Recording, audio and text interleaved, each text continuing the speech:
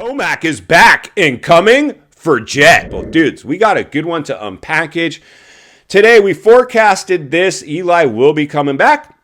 Nobody knew. Nobody knew until like a month ago. You could say Eli retiring. That was good.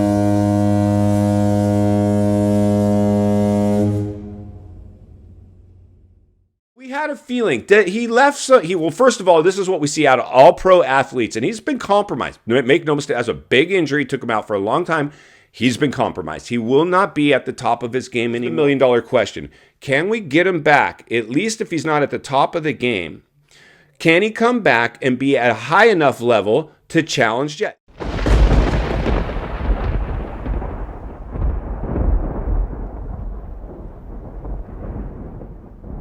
This is all about now. Who is it that's going to be able to challenge Jett Lawrence? In my opinion, Eli Tomac, and of course when we get to leading up to A1, the silly season and the forecasting and all the players supposedly, then some will be hyped up just out of sugarcoating it and manufactured content from the industry, whether it's Barsha or Anderson, all the usual suspects. But for me right now, Eli Tomac clearly is, because we've seen, here's Chase Sexton.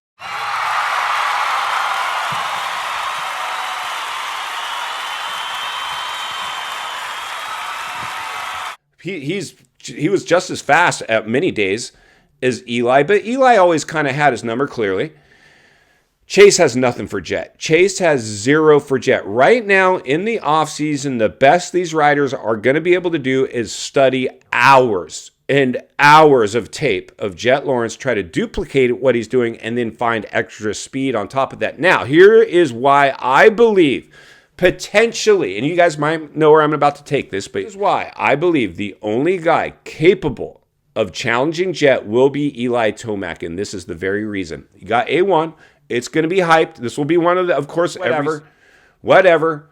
Because every season it gets hyped up. It's going to be the most competitive season in history. Whatever. Sugarcoat it all you want. We're going to read between the lines. And Walty's going to be blowing the lid off it left and right. This is the only reason I believe Eli is the only guy at the moment, unless something happens between now and A1, of course. But if everything goes as planned, Eli's back. Eli's back at A1. It's because it's going to be Jett's very first Supercross race in the 450 class. It's going to be his first race, and Eli's got tons of experience. And let me just tell you one thing. In the outdoors, I think Eli has 0 for Jett Lawrence, because Jett Lawrence has shown us a style of riding on an outdoor track, which is usually so taxing. He's able to get around that track without being taxed. He is finessing the bike and just being very precise on the bike and very fluid. That is hard to do on a Supercross. Will not be that, my friends. Supercross, unless you get to Daytona, a couple of these tracks that can break down. But for the most part, on a cookie cutter, Supercross triple and some whoops and some turns and an over-under and an on-off and whatever. The obstacles they throw. Eli has massive experience on a Supercross track on the big bike. So this is the reason I believe Eli is going to potentially be our best shot to take down Jett Lawrence. But I think it's still a tall order. But this is in fact what's going on right now. Eli, like many athletes, he's got a big payday. Otherwise, he would retire. The only reason Eli comes back is to get paid. Because let me just tell you, friends, he knows, he's commented that Jett is being what he's doing right now is extremely impressive. And it is. This is very hard to do. Now, the field has been evaporated. I think if you had every rider on the gate, our heaviest of hitters, the top dogs, came in prepared, we're having definitely a different conversation. But because of the basically boycott from a lot of these riders,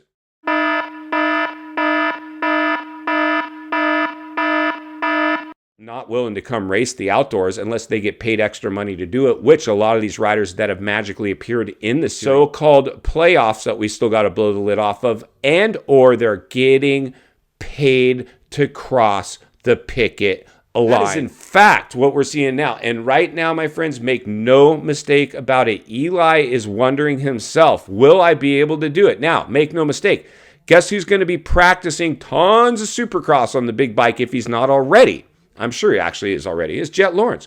Jett Lawrence isn't, even though he's going to be a rookie, we just saw what he could do in the outdoors as a rookie. But like I said, Supercross is a different animal. The hype, the lights, the 50,000 fans, the pressure, the sponsors, everything that goes along with it, and then having to get on that bike, line it up with a full gate of top veteran pros that are hopefully not afraid to bang a little bars out. Final thoughts. I come to you as a friend, as a content creator. Somebody wants to see you not only win on the track, off the track, understanding the waters we're swimming in now. Shark infested, and Eli Tomac, welcome back to the swimming pool. Jett Lawrence, get ready. He is, I believe, our best bet, and you should not sleep. If you're Jett Lawrence, do not sleep on Eli Tomac. You may as well just call this the Eli and Jett show. I believe everybody else will just be a side attraction at best. But in the meantime, it's going to be fun to heat map, temperature check, blow the lid off it every step of the way. Because it's not only what we need, it's in fact what we deserve. If you appreciate the content, I want to humbly ask you to give the video a like, subscribe to the channel, leave a comment below. I'd love to hear from you. Social media link in the description of this video, along with links to channels I've appeared on I think you might enjoy. If you enjoyed this video, I think you're going to love the next video that's coming in your screen. And there's an easy subscribe icon for your convenience. As always, thank you for your time. Don't go over the bars. I'll see you on the next video.